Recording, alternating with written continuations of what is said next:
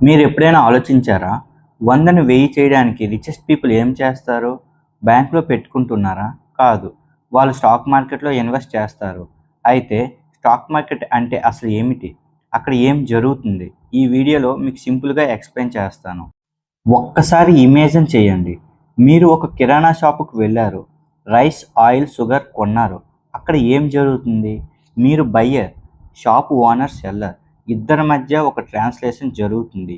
అలాగే షేర్స్‌ని కొనడానికి కూడా ఒక మార్కెట్ ఉంటుంది. అదే స్టాక్ మార్కెట్.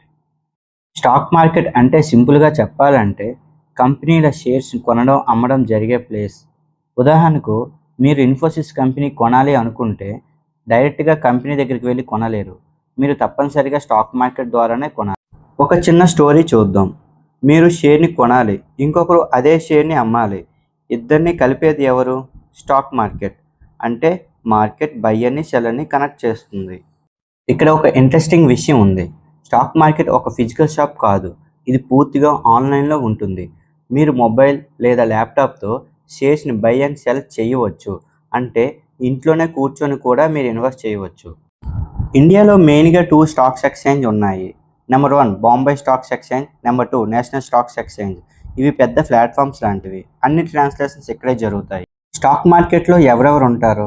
మనలాంటి కామన్ పీపుల్స్, ఎన్ఆర్ఐ ఇన్వెస్టర్స్, పెద్ద companies, mutual funds, foreign investors.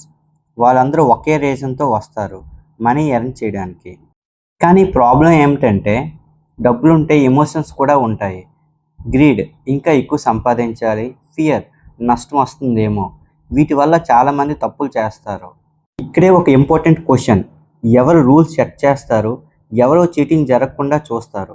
ఇండియాలో ఈ పని చూసేది SEBI, securities and exchange board of India.